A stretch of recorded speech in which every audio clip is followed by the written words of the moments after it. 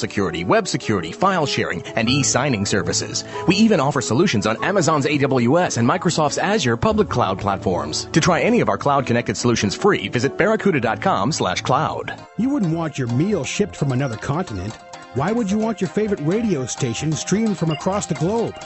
That's why AM 790 created a super cool app that not only allows you to stream our best shows and music, but it also gives you access to great local deals like half off top restaurants, concerts, and more. Just go to 790business.com and download our groovy cool app. Keep it local, keep it simple, keep it connected with 790business.com. Now, back to the Coalition on AM 790 Talk and Business. Join in the conversation at 437-5000 or 888-345-0790. And we are back, the Coalition on Talk Radio, AM 790, your source for news, business, New York Yankees. Facebook.com, the Coalition Radio, the mighty Twitter, Coalition_radio. Feel free to take advantage of the Coalition's Twitter hate line at PO Taxpayer. We've got with us today in studio the Community Response Rhode Island. As I mentioned before the break, what I'm most intrigued at is here you've got a group of individuals who have a very strong web presence. We'll talk about that in a minute. But at the same time, have emerged from the shadows, if you will, of the Internet over the last few years, and most prominently now, to engage in real community and political action to change the legal landscape of Rhode Island. And they're doing it on a local level, one town at a time.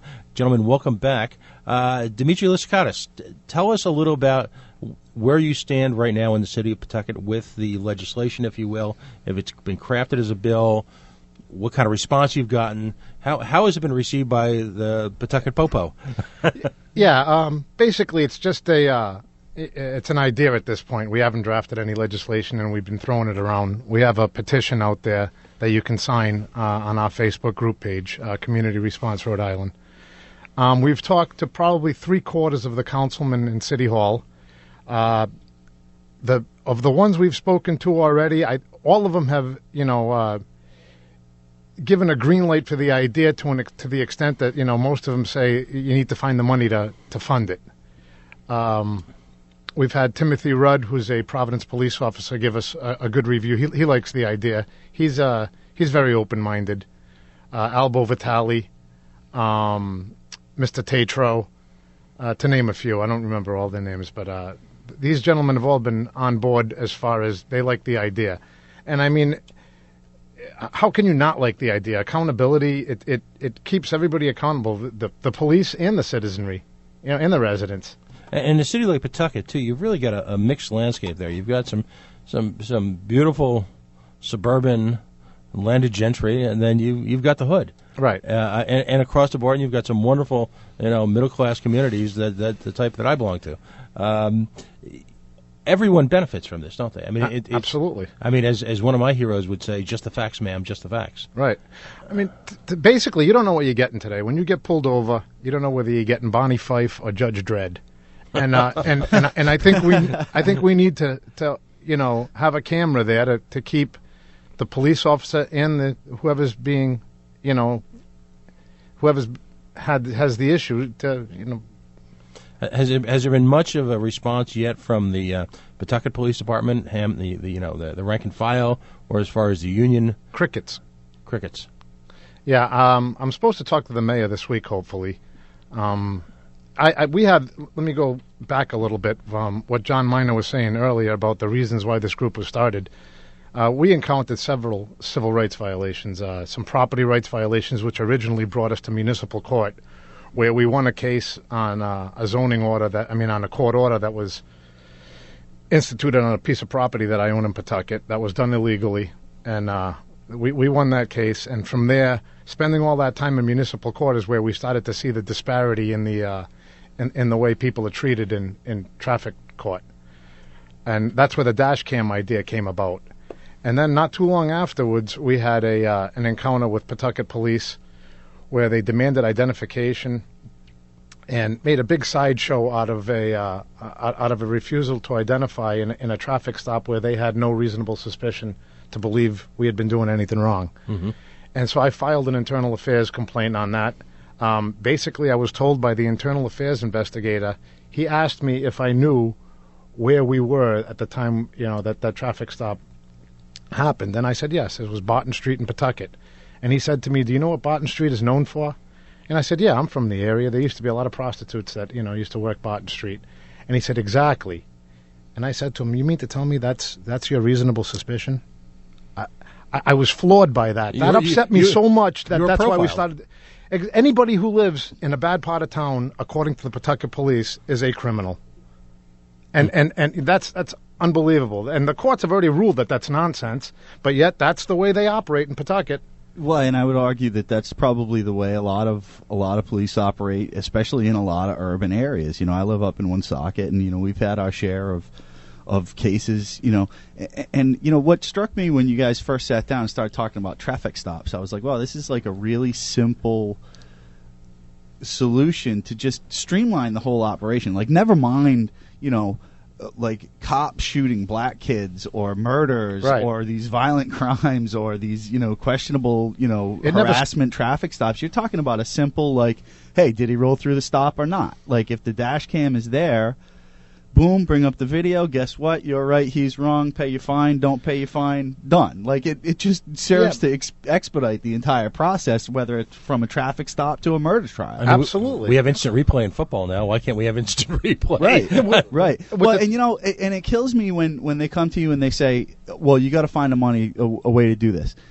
I guarantee you there's somebody in that police department that's writing a grant for some armored Humvee. Yes, you know what I mean? Like, grenade launchers. The money's out there. It's just where are you going to put your priorities as far as what you're asking for your local and state funding and what you're actually chasing down as far as grants to your division and things like that. Yeah, and there's also, if you look at the statistics, I think out of Rialto, California, which was one of the first towns to do this, the complaints against police have dropped like 60-something percent. 60%, I read that. Yeah, and there's also the litigation against police has dropped dramatically. Right. I mean, a lot of these nonsense cases that get brought up have no validity once the camera comes out and the police are exonerated. So there's a lot of reasons. There's a lot of ways you could save money with this idea. Yeah, absolutely. I think the excuses that are coming out are basically people who don't want to be held accountable. Mm-hmm. I don't think there's any validity to any of the excuses that I've heard so far.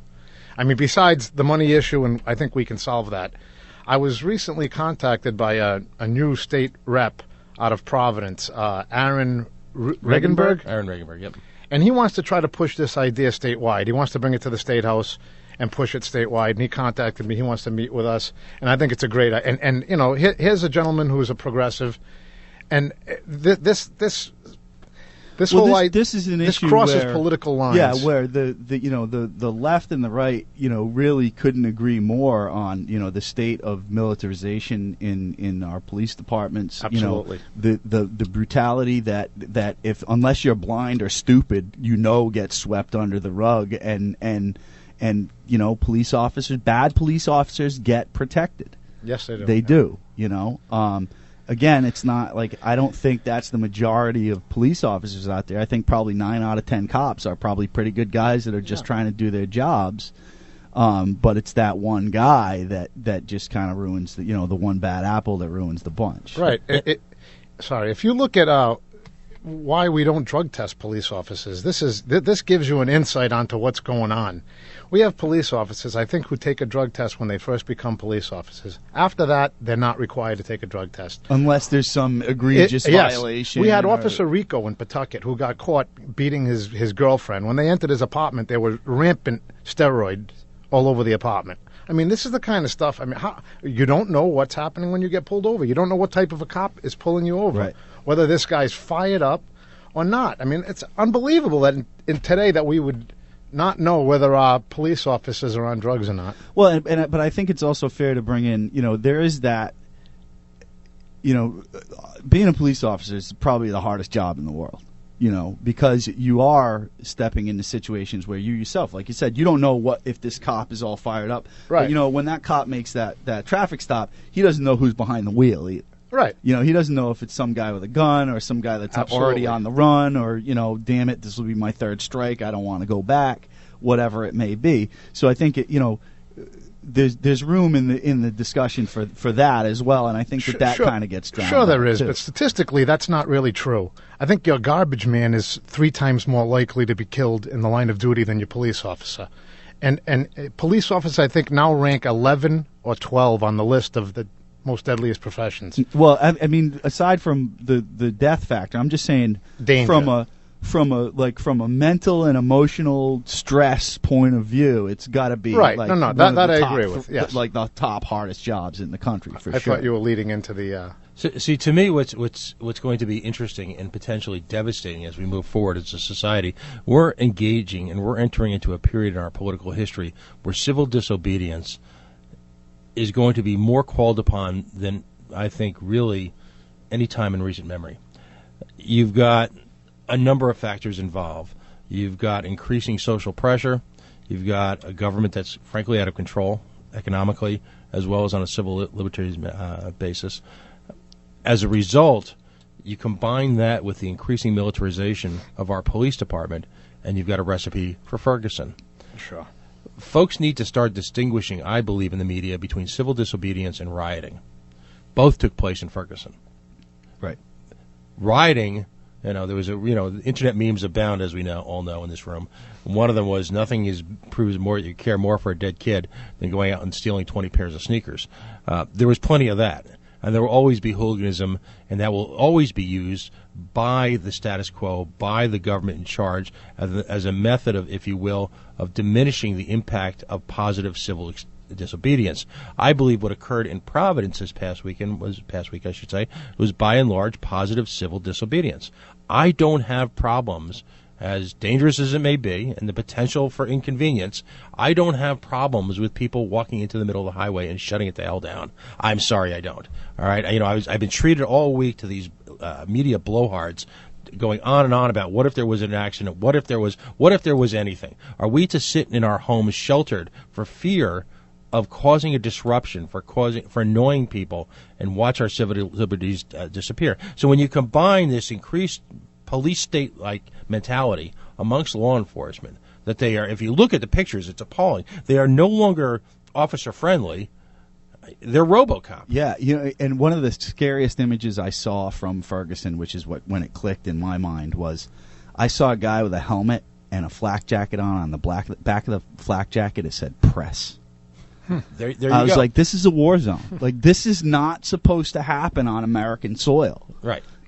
This is a war zone, because where else does the press wear flak jackets but in a war zone? And who created the environment of paranoia, fear, more so than our elected officials? This Governor Nixon of Missouri, I hope he runs again, because he should be crushed in the polls. The for Attorney amping General is not without blame in this, because even whether or not you think the grand jury handed down the indictment the right way, you still have, as a prosecutor, you have a bit of leeway in to say, hey, this is my prosecutorial option that I'm going to go forward with this case, even if he didn't think he could win it, but to bring it all out into the public, to have the public forum, the trial goes on in public. And, the other thing that I think is, of course, the most tragic thing that's lost in the conversations about Ferguson is there's one witness statement that we'll never hear, and that's Michael Brown's. Right. And I think that gets lost in the shuffle too. And that was our point. I mean, no one besides Darren Wilson really knows what happened that day. Right. And a lapel cam would have solved that. Yeah. I mean, a very simple lapel cam would have solved that issue and probably reduced the amount of controversy. I mean, there's always going to be someone who's going to disagree, even with a video. Right. But it would have reduced the amount of controversy, and we probably, could have avoided some of this rioting and looting. Right. And I think the rioting and looting just promotes the police state. I mean, that's the problem with what's happening there. I mean, I don't know if the black community understands that, but some of this behavior just promotes the police state and promotes more aggression. Well, and it's a catch-22. My skeptic's mind kicks in all this, because I think it wouldn't surprise me if some white supremacist group went down to Ferguson and said, "Hey, listen, when that jury comes down." Right. That's because our job is to basically make these people look bad. Like, that's what we do, So that wouldn't surprise me in the slightest that something like that happened. So, if I have any frustration though with civil disobedience, though, going back to the 60s, and I'm old enough to have been a youngin' in the 60s, and with older sisters and, cousins and things like that. Somehow